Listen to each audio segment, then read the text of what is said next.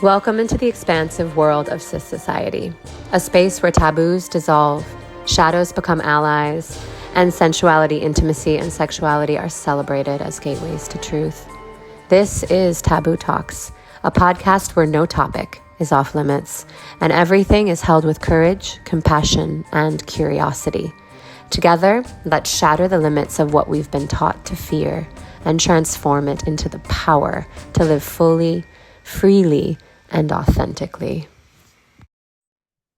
Today, we're diving deep into the provocative underworld of shadow work, uncovering how to not just face your shadows, but to actually get turned on by them.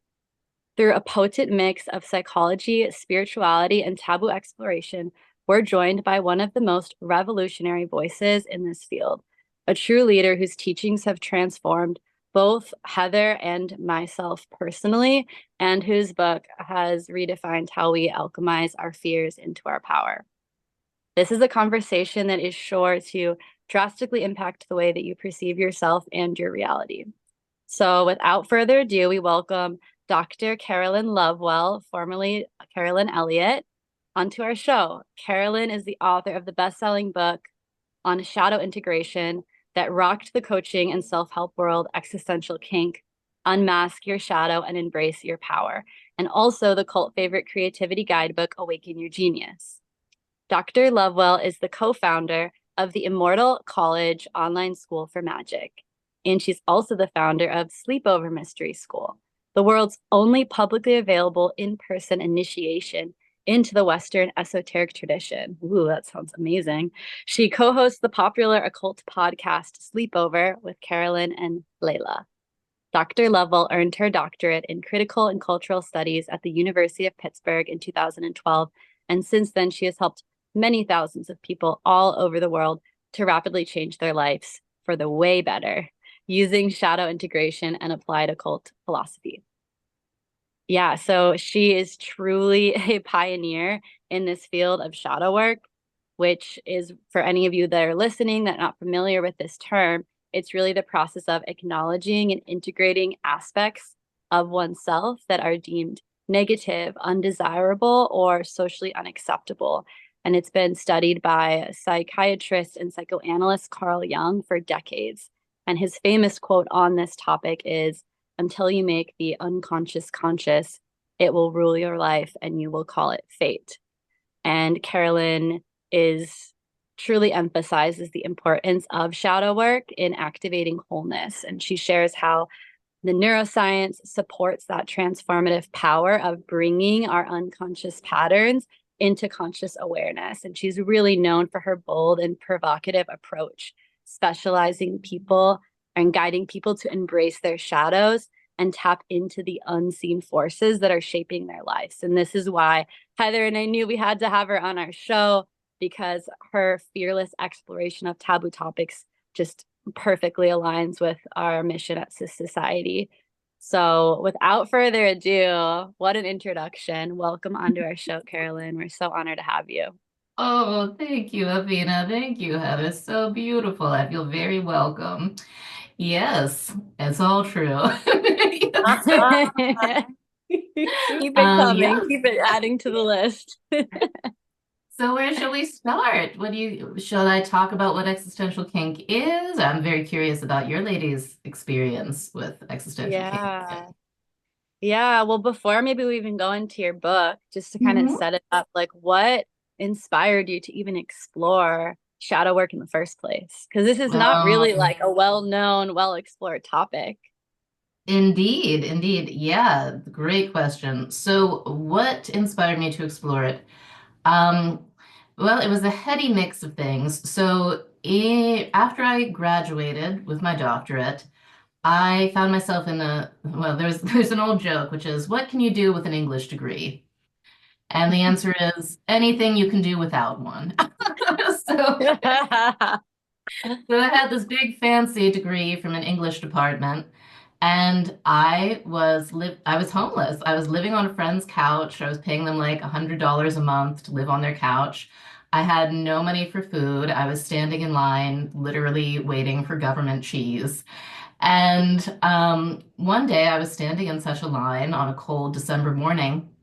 And in grad school, I had read all of this psychology. My degree is basically a degree in the humanities. We read a lot of philosophy and psychology and history. So I had read a lot of Carl Jung and Sigmund Freud, and I knew that there was such a thing as the unconscious, and it was possible for somebody to have desires that they are unconscious of. And, I was also very interested in new thought. So, like The Secret and the Law of Attraction and all of that fun stuff. And, the common notion with The Secret is that you get what you desire, you get what you focus on. And so there I was, standing in line in the freezing cold, waiting for food from the food bank because I was destitute and it was like barely scraping by in life. And, of course, like I felt deep shame and anxiety. I had friends that I went to high school with who already had real jobs and they would invite me out to dinner. And it was just such a embarrassing pauper situation. And part of me was like, wow, I hate this. This is horrible. This is miserable. And then part of me was also just really curious.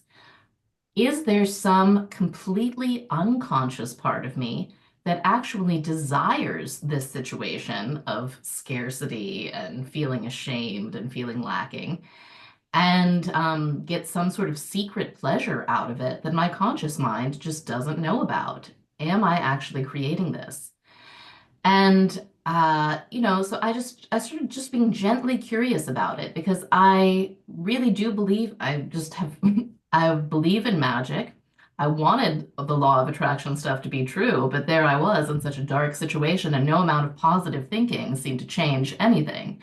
So I was like, maybe this exists in me, and maybe what needs to happen is that I simply allow myself to feel and celebrate what I'm already creating exactly as it is, without shame and judgment. Because my ego had a lot of shame and judgment for the situation that I was creating. So it was a slow process, but at the time I was also involved in something called the orgasmic meditation movement, which is a partnered practice that involves it's like a very sort of pared down Zen version of Tantra, where basically a stroker strokes a woman's clitoris for 15 minutes in a very regulated fashion with like gloves and specific lube and a specific sequence. It was really big in the Bay Area in like 2013 through 2015. It since has exploded, and there's a scandalous documentary on Netflix about it. But so the organization and the teacher of the practice were questionable. But I think it's sort of like Bikram yoga, where, Bikram himself, not such a great guy. The yoga was absolutely wonderful. So likewise, the organization and the teacher of this practice had some very questionable, potentially felonious things about them. But the practice was wonderful. And I lived at the time in a group house that was dedicated to this practice. So I was having my clitoris stroked twice a day. It was quite wonderful, like clockwork, no strings attached. And what was, there was some sort of common wisdom in the orgasmic meditation movement connected to the way that because after the meditation, the stroker and the strokee would exchange notes. So basically, the stroker would say, there was a moment when I felt this resonance between my finger and your clitoris, and it was like my finger was being magnetized to a specific spot. And then as a strokee, I would hear that and I would think, did I feel a similar moment? And, if I did, I would talk about it. And basically, this folk wisdom grew up that there's the stroker's finger would be magnetized to a place on the clitoris that would be the most resonant spot. And sometimes the woman being stroked would find that very pleasurable, and sometimes she would not. And really, what it had to do with was about the range of sensation that the strokee, the woman, could consciously accept as good. Because it's so, and the invitation in the practice was to gradually, see if you could relax and surrender and expand into allowing a larger range of sensation to bring you pleasure. And I found through years of doing this practice that that was indeed possible for me. That what started out as, stroker would be stroking on a resonant spot.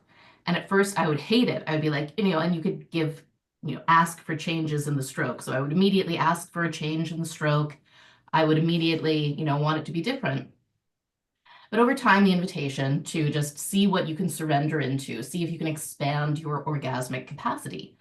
I discovered, that the stroker could be on the same resonance spot, and indeed, I could surrender deeper, and what was previously an unpleasant sensation could become an enormously orgasmic, amazing sensation. So I knew that from firsthand experience in my body. And I gradually started to ponder. I was like, what if life is always giving me that resonant stroke? Basically, what if God is always stroking me in that most resonant, magnetic place? And what if sometimes I'm able to let myself enjoy it, but sometimes I'm not surrendered enough to let myself enjoy it? And I'm like, no, God, change the stroke. I don't like it. And so I just started experimenting with this idea of, I'm being stroked by life in such a way that my bank account is empty. I don't seem to have any job prospects. I'm like out here hustling on the mean streets of Pittsburgh. Maybe there's something enjoyable about this? And can I just expand with great love, great permission? Can I just set aside my shame and my judgment and trust that, some part of me is thrilled by this? And indeed, I found that when I said to myself, um, I was doing the work of Byron Katie one day, and the work of Byron Katie involves asking yourself questions, and then turning around your initial judgments into the opposites. So I was very judgmental. I was trying to get clients as a creativity coach at the time. And I knew coaches through my connections in California with the orgasmic meditation movement who were earning like $1,000 an hour with their clients. And this like blew my mind. This was like so far outside the range of my little Pittsburgh blue collar spectrum of experience. So I had a judgment, which was people should want to pay me $1,000 an hour for coaching. And I questioned the statement with the Byron Katie questions, and I turned it around. And you're supposed to turn around to self, opposite, and others. So I should want to pay somebody else $1,000 an hour for coaching. Nobody should ever want to pay me anything for coaching. And as I said that to myself, I felt this exquisite zing throughout my body. Like I was so turned on. And I knew that the truth is sensational, that the fact that I felt that zing meant that that my body was turned on by this idea of being nobody ever wanting to pay me anything. Despite my conscious mind's idea that, fuck yeah, they should pay me $10,000 an hour, right? It's like, there was a misalignment there. My body was saying yes. And so obviously, I was like, well, obviously, this is why nobody's paying me anything, because I'm super turned on by them not paying me. And there's a very direct correlation between a person's turn on and what they attract in their lives.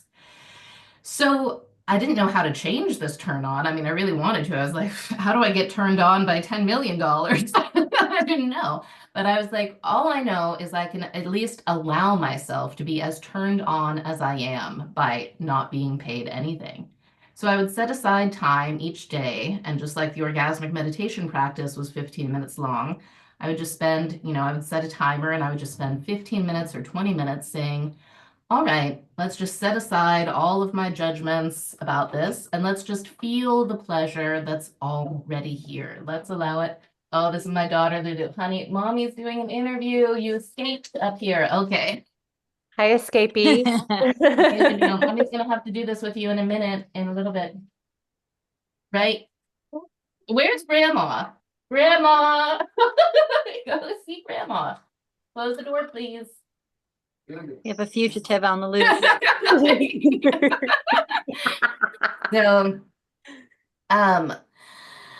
where was I? All right. Okay. I was I found that with practice, day by day, I could give myself more and more permission and more approval to get on the side of this unconscious part of me, this previously unconscious part of me that just, oh my God, just loved this scarcity, loved humiliation, loved anxiety, loved having every month be like playing a dice game of survival. Just thought it was the most romantic, thrilling, desirable thing in the world. And this practice, when I talk about it, I think maybe what I don't emphasize enough is that existential kink practice involves going a little bit insane.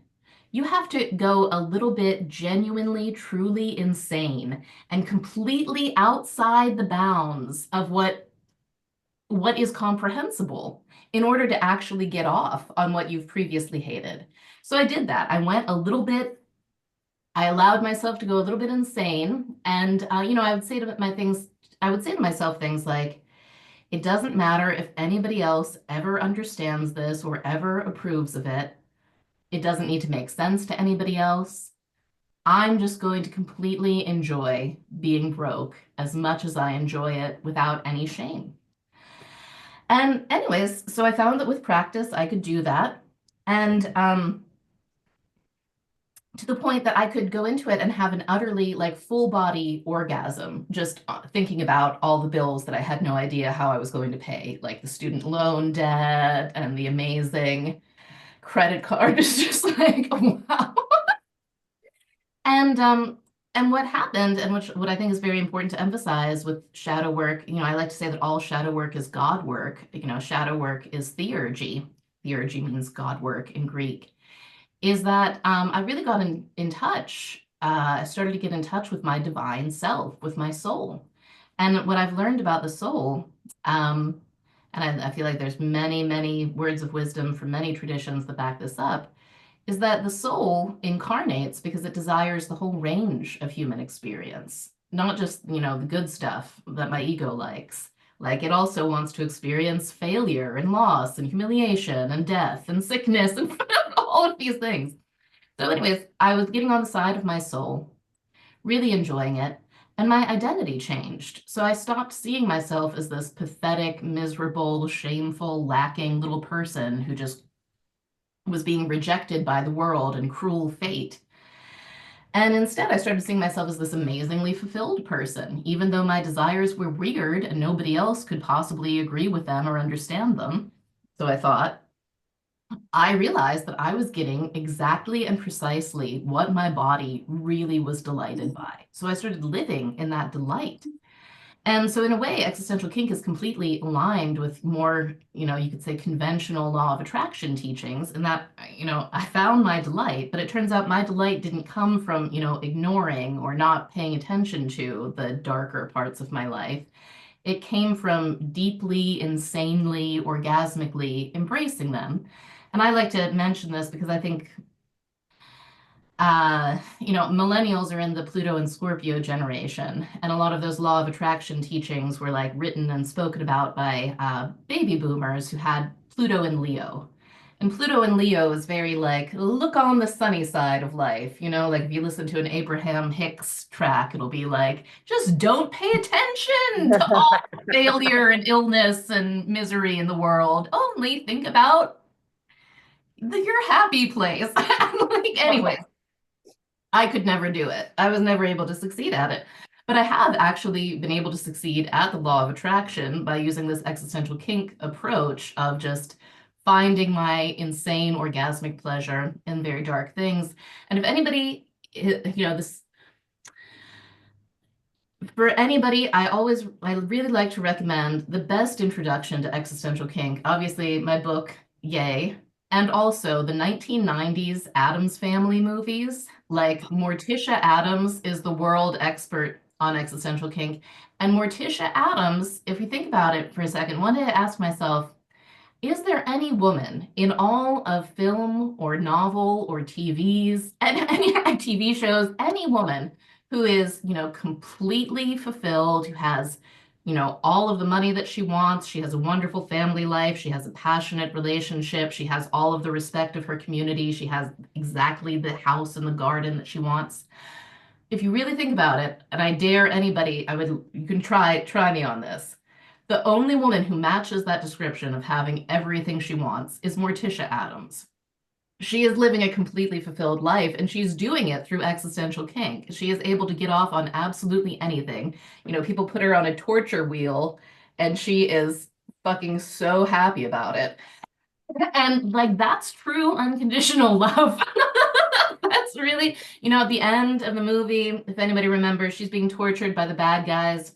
Who's this, like, you know, the bad guy is this sort of evil con woman doctor who has like tried to steal all of her family's money. And she's talking to her and she's like, Dr. Pinderschloss, you're so bitter. You're vindictive. You're manipulative. We could have been best friends. Like, she just has total approval of this woman. And the only thing she doesn't approve, the only thing that anyways, she points out is like, you don't seem to enjoy your evil as much as I enjoy your evil. And anyways, so I've just been monologuing for a while, so I'll zip it, but that's my little intro to existential kink. Yeah. Oh my God, that was so juicy. Thank you for sharing. I'm seeing that, I mean, all these different elements of your life, different things that you've studied, all kind of culminated into what is now your life's work. And Mhm. yeah, I find that really, really beautiful and inspirational that like at the time we're in like the shit, we're moving through something and we don't actually know where it's taking us. And then at one point everything just kind of starts to merge together and make sense. Mhm. And yeah, your work is potent, babe. It's Mhm. I'm really grateful for it. I tried, something was coming through when you were sharing, and it was the common spiritual practice of positive affirmations, which I did for 10 years and literally nothing changed in my life. And one point I was meditating and it was like, why are you doing this to yourself? Like, Mhm. why are you literally resisting what is? Like, Mhm. is there maybe another layer of truth that's a bit lower on the spectrum that you can like level up with? Like, if you desire to get to like, I am beautiful. If I look in the mirror and I see myself and I think I am, putrid, like going straight from that to I'm beautiful is just like, it's not feasible. It's not even like in Mhm. the realm of possibility.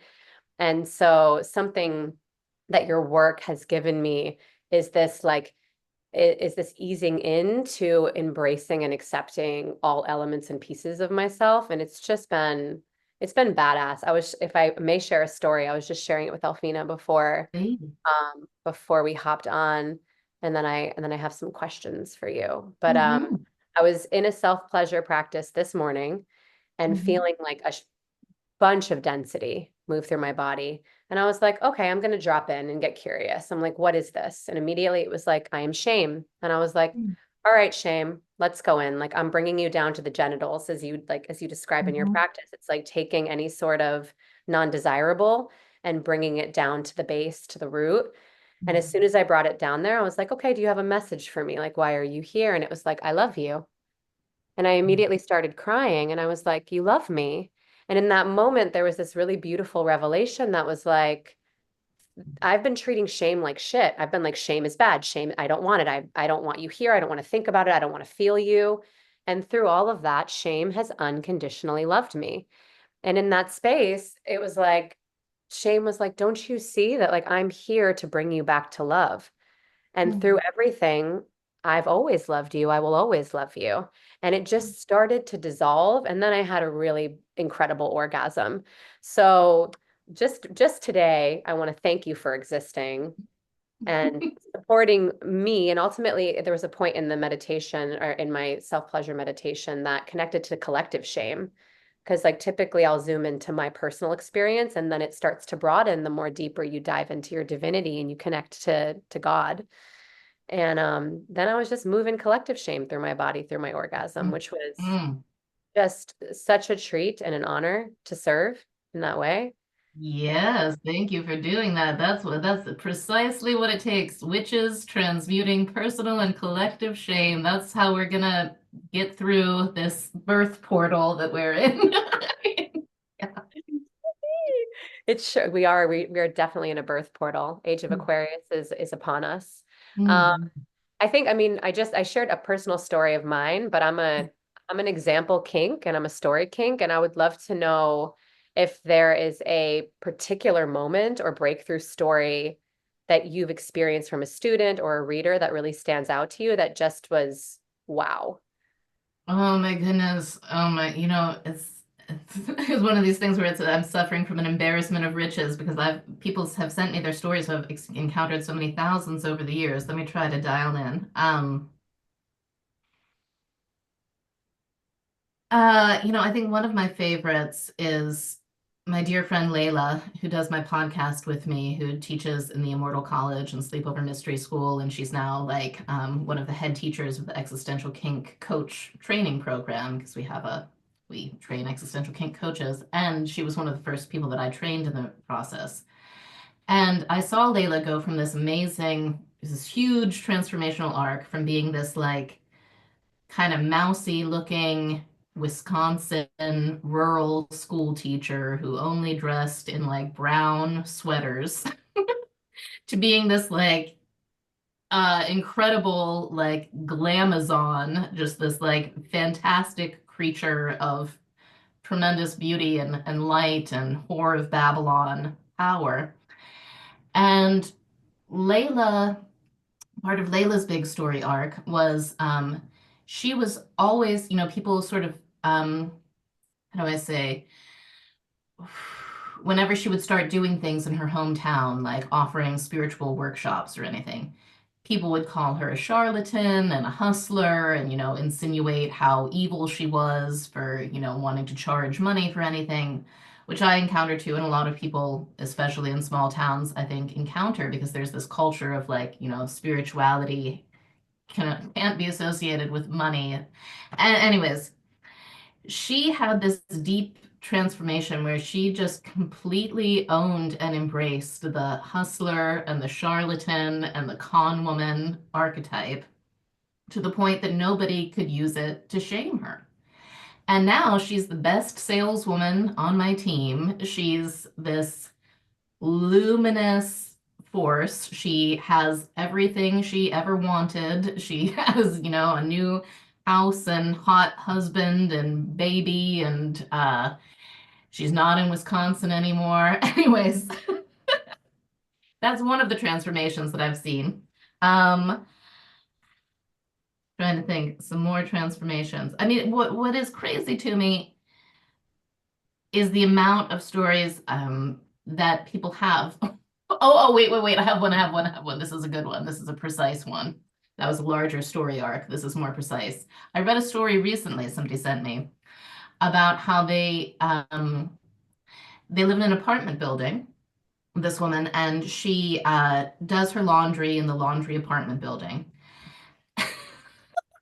And she was encountering some man left his like stinky, unwashed underwear in the apartment laundry area. And this would happen regularly. And she would get filled with rage, like, why do I have to deal with this? These horrible, evil, tyrannical men and the patriarchy oppressing me with their disgusting underwear.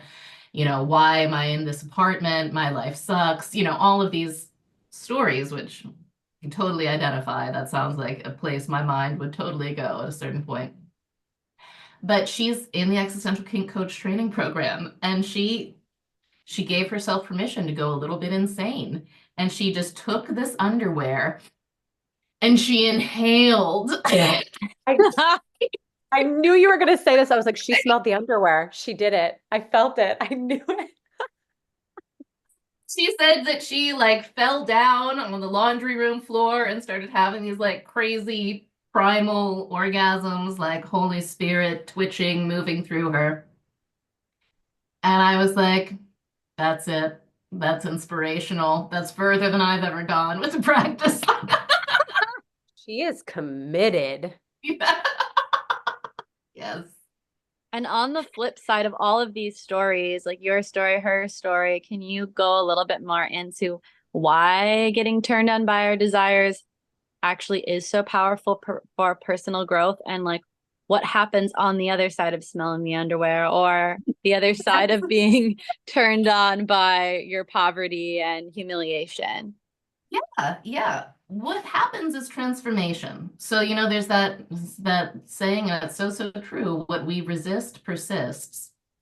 And Carl Jung talked about, in order for something to be conscious, it has to be associated with the ego mind. It has to be in a network of connection to other memories. It has to be something that we experience as willed and deliberate. So, like, I will myself to pick up my hot chocolate mug. And my conscious ego thinks, I want hot chocolate. I'm going to drink some. I enjoy this, right? So I'm consciously drinking and enjoying my hot chocolate. And that's something that we would say is, how do I say, syntronic? No, sorry, wrong word. It's sympathetic to my existing ego preferences. The thing about shadow desires, about these unconscious, turn-ons, which every human being has, by the way, because I didn't emphasize enough, is not every human being has these dark, weird attractions to unpleasant things, and you know that you have the attraction to it if it repeatedly occurs. So, how do I say? So, when it's unconscious, the ego is not consciously willing it. So it just seems to be happening, right? It seems like cruel fate is doing this to me. Cruel fate is keeping me poor. Cruel fate keeps me encountering this man's disgusting underwear. Cruel fate keeps me in this situation. And the transformation comes when we decide to experience it as something I actively choose and will and desire. So I actively choose and will and desire my poverty. And I begin to associate that I integrate that into my actual ego. So the weird thing is, and it gets tricky because sometimes people are like, they try to do existential kink ironically, right? Like, oh, I must really love this poverty. Wow, I love it so much. And that doesn't do it because it's an actual transformation in identity. You have to realize that actually who you really are is the person who loves the poverty. And that's going to be a humbling realization because that's not who you think you are.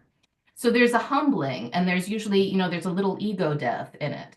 So like the woman who sniffed the nasty underwear has my admiration forever because what an ego death. Like she was like, no, actually I do.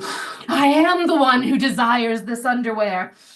And she transformed. She consciously transformed into who she truly already was. And that's the thing. It takes courage. It takes psychedelic, crazy level ego surrender. You have to die to who you thought you were to become who you truly are. And that's the thing, is like everybody is a master of unconditional love. Everybody is an absolute master of cherishing the wholeness of life. We just have to allow ourselves to realize that. So, right. So there's a change in identity that happens when we consciously, willingly associate with the thing that we're averse to. And that change in identity is inevitably an expansion. It's inevitably an opening up into like the wider divine part of us. And energy is released, creative energy is released, that previously all of that creative energy was being used to keep myself in denial about what an exquisite, insane, kinky lover of life I truly am. So if you listen to like one of my favorite, I really love Jesus. I'm just a super Jesus freak. And I was listening to the Sermon on the Mount today. And in the Sermon on the Mount, he's like, if somebody hits you, turn the other cheek. If somebody steals from you, give them more. Be like, here, have more. And what he's doing in that is he's giving instructions in this practice. It's like, if you want to be in touch with your divine power, willingly go along with whatever the fuck is happening, because that's how you gain more power. Those aren't moral instructions. Those are like very precise, practical, magical, initiatory, alchemical instructions. for agreeing to and like going with whatever process is already happening, because that's how the unconscious becomes conscious, and that's how the alchemical marriage happens that yeah, that brings us into our creativity, our magnetism, our power. So what we see again and again in the Immortal College, in the coaching programs, in the mystery school, um, people's lives just light up the more they sink into this practice and the more they um, give themselves the permission and widen that window of enjoyment. We call it a havingness level, which is basically how much sensational experience can you allow yourself to have with deep love and approval. So what tends to happen in people's lives is that they go from this sort of like cramped, like rather miserable condition, which sadly is very, very common in this world, right? And you start they start experiencing much more amazing positive synchronicities in their lives. And I love that because, the way that I understand it is that magic is active participation in synchronicity. Synchronicities are patterns of events with a shared resonance of meaning. So internal and external events with a shared resonance of meaning. And the whole world runs on synchronicity. And when somebody is giving to their experience the meaning of, this is horrible, I hate this, I'm a victim of this is just happening to me, then they will keep on having experiences. They will synchronously have more experiences with that same shared resonance of meaning. And when we give the meaning to our experience of, this is so amazing, I created this, I love my insane freak self, wow, great, yay, then we start having synchronous experiences of that. So life becomes very orgasmically magical. And let's see, what else do I have to say about that? That's what I'll say for now. I keep Yeah, that's like, just to finish that thought, like you going from, you know, sharing these thoughts to yourself of, okay, I'm turned on by my poverty, all these things. And then when did that actually translate into you getting a job, booking clients, like after you started practicing that, just to like follow through all the Oh, way? Because I'm really curious to hear like how applying that actually did transform your life. Yeah, marvelous time. question. So the answer is that it was a matter of weeks. The get off for that first one was really quick for me. I call it beginner's luck. Usually the first thing that people try getting off on, they really pop off. Other than the practice can slow down somewhat. But um, the transformation happened for me in a matter of weeks. And then it was about 2 months that I went from making about $1,500 a month at the time to making $10,000 a month. And all it was, and then I moved to Bali. I was like, see ya, suckers. I'm getting off of this couch. I'm moving to Bali. So like it was, and it was like, how do I say this? Like I said, my creativity was released and my identity was changed. And it was as if these blinders had been removed from me, because all I did was follow some very simple, common advice on the internet, which is, if you're a coach and you want to make money, get an email list and make an offer to your email list for a course. And that was all I did. And that advice, it wasn't as if that advice never existed or if I was illiterate and incapable of reading that simple advice. It was that that advice had never been able to penetrate my blinders and my little, weird scarcity world. Even as I was living in my weird scarcity world, um, I already had all that I needed to create that bounty in my life. It was like, it's hard to explain because it happened so fast. It was like a light bulb just went off in my being. And I was like, I'm a wonderful, fulfilled person who can have an email list and offer a course. So I offered a course on writing. I've been trained as an English teacher. I know how to teach people how to write.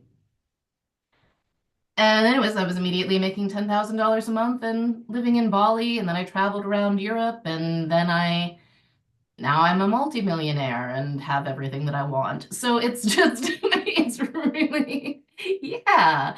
It's, and I'm sure, you know, there's deeper levels. Like there's always levels that I discover, like, oh, there's more to heal, there's more to integrate. That's a lifelong process. But it's certainly also true that, like, existential kink is an incredibly rapid approach to shadow integration. And there's other approaches to shadow integration that are super important and super valuable. Like Carl Jung mainly focused on dream work, and I do a lot of dream work in my courses today with people. But dream work can take quite a long time. It can take at least usually a few years of paying attention to one's dreams to really start to understand patterns and start to understand interpretation.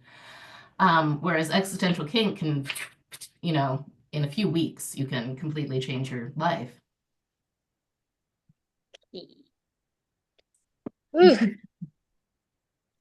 Yeah, you can. Yeah.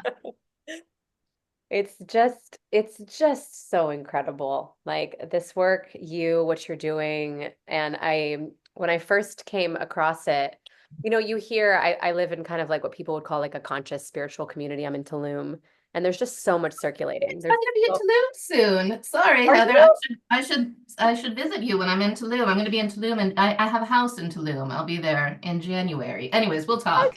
Yeah. See, this is the magic of the work. I'm now celebrating the synchronicities of this now moment. So thank you, Existential Kink. Yeah, let's talk. Where was I? I lost my train of thought. You live in a spiritual community in Oh yeah, yeah, Tulum, yeah, and yeah. that's like Yeah, there, you. it's Yeah. it's it's it's saturated with like, you know, a lot of incredible things, but and I'm consistently receiving information about different spiritual practices and different things to do in plant medicine ceremonies.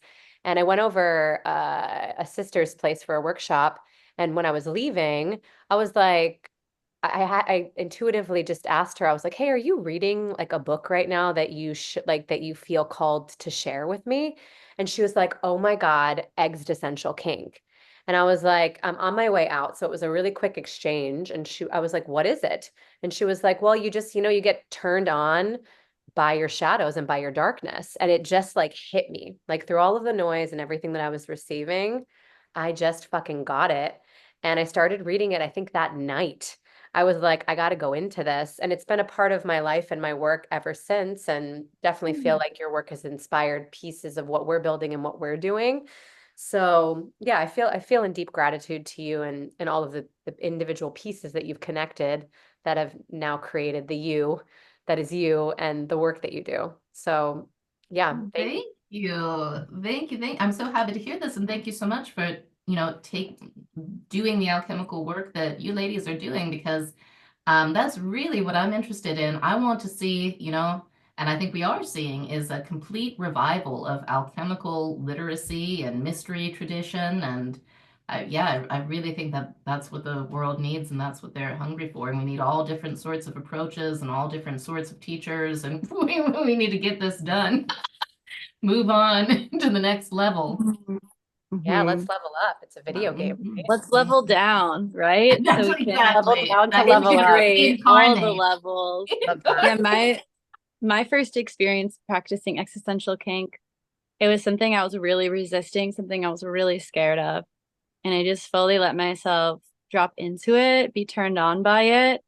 And then it happened. Like almost the exact visualization happened a week later.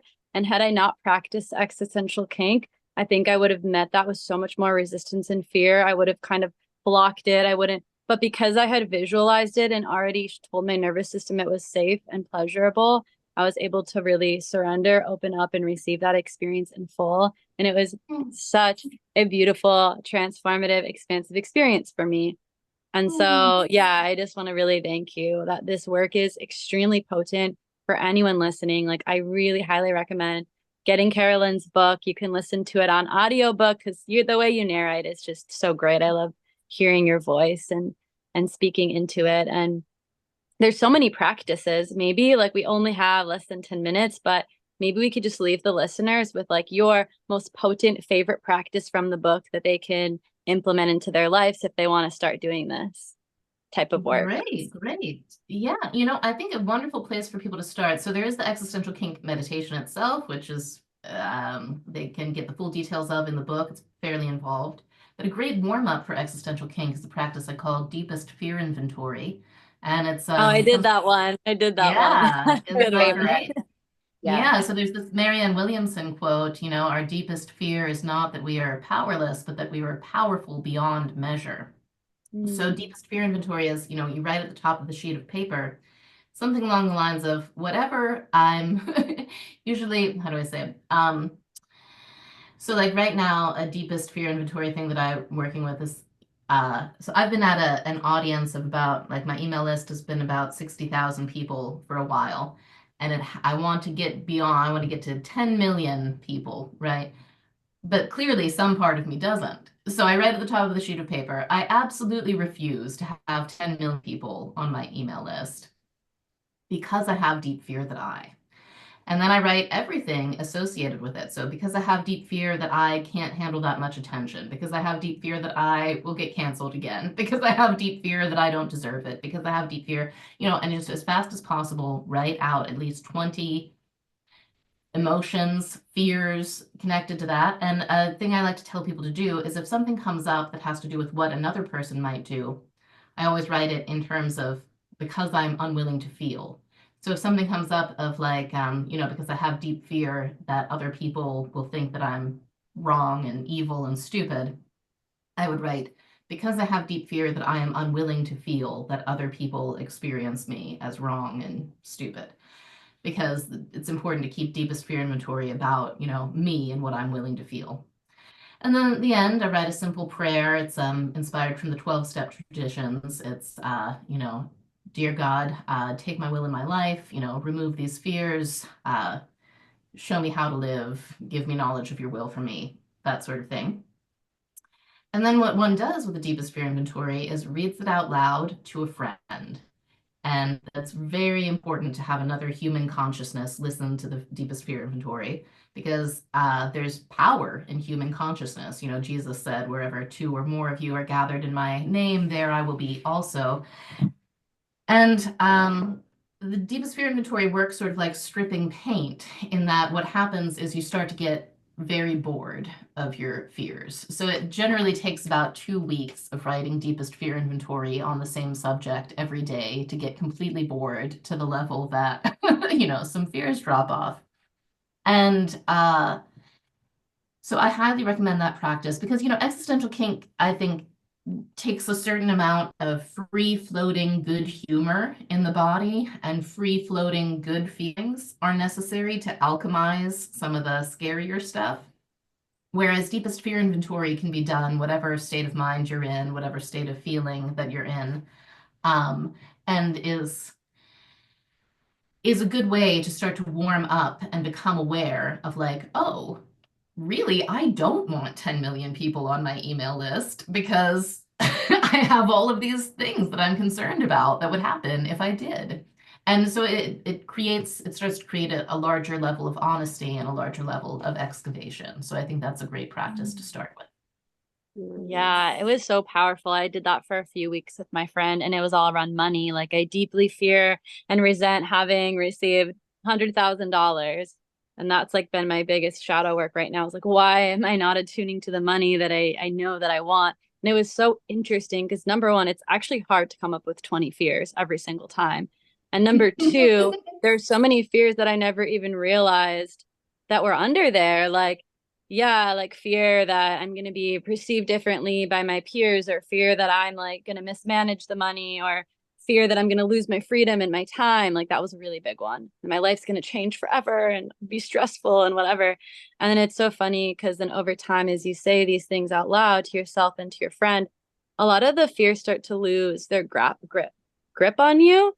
And you're like, wait, that's not even true anymore. Like, and once you're speaking it, maybe the first week you speak it and it feels scary, but then the second week, the third week, you're like, this actually doesn't feel scary anymore, and it's not my truth. And then the things start to Absolutely. fall away until you've kind of de-armored this fear.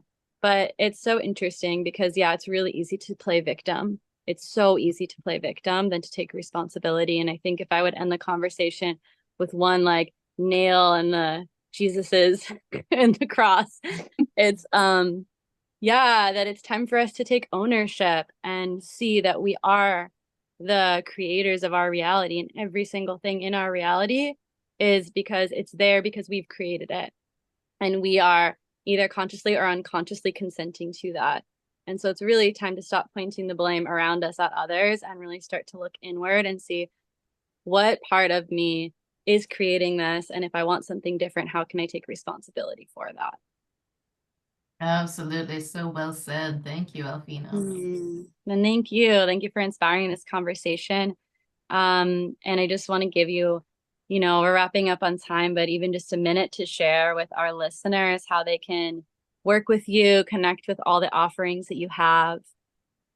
Yes, absolutely. So the best thing for them to do is go to theimmortalcollege.com, and there's little forms there to subscribe to our email list. Also on my website, carolynlovewell.com. But also on the Immortal College site, they can see all of our offerings. Getting on the email list is the best thing because that way they find out about the courses and the classes and the next time we offer Sleepover Mystery School. They should definitely check out the Sleepover podcast where folks can hear me and Layla talk all the live long day about existential kink and super weird magic and Carl Jung and Aleister Crowley and Jesus. Those are like our favorite things to talk about. And yeah, the next round of the mystery school will be in not this year, but next year in 2026. So that's a 9-month program with 4 in-person ritual meetings. It's a deeply astounding initiation program. And it's sort of like a combination between an ancient mystery school and a teenage naughty slumber party. Well, that's factually exactly what it is. So Wow, cool. And we might be doing a Whore of Babylon magical retreat weekend in the spring, since we're not doing mystery school this year. And yeah, so definitely join the email list and listen to the podcast. And I am on X at Carolyn Lovewell, or is it Promethea? Anyways, Promethea77, Dr. Carolyn Lovewell on X. I have an Instagram account where they can find lots of my posts, but I'm not so active on Instagram these days. That's also at Carolyn Lovewell. We have a main offering, a course on Saturn magic, productivity, and organization, which will be offered in January on the list. And in February, we'll be offering Electric Yes, which is our general school for magic, where we have a lot of instruction on theurgy and a lot of coaching available. So I could go on and on, but I'll zip it. You're so multifaceted. You're so talented, so creative, a creative genius, clearly. So many offerings, beautiful. I'm so interested in that mystery school initiation. Wow. That was actually an idea Heather and I have had for our company. So it's really cool to see someone doing that in real life. I'm super inspired. And yeah, thank you so much for being on the show, Carolyn, with us. I know that you're busy and just taking time out of your life to be here with us. It just really means so much to us and our audience. And yeah, thank you every one of you who are watching this show, watching Taboo Talks, who have been here with us. We wouldn't be here without each and every one of you. So please make sure to like this episode, subscribe to our channel for more juicy conversations like this. Check out Carolyn's work, sign up for her programs that resonate with you. Please grab a copy of her book, seriously, and share this episode, share this show with friends who you think would really benefit from this, which I feel like is probably everyone, to be honest. Thank you for tuning into Taboo Talks, where some truths need to be spoken and some silences need to be broken. Each week, we come together with diverse minds to explore and integrate the dance between shadow and light. Don't miss a moment. Follow us on Spotify and Apple Podcasts. Search SISociety Taboo Talks, and if something here moved you, please share it. These conversations are so important and truly support the expansion of our mission. And if you want to go deeper, DM us on Instagram at SISociety World to join our private WhatsApp community, a space where your voice is not just heard, but celebrated. Until next time, stay curious, stay open, and remember, the only thing taboo is not talking about it.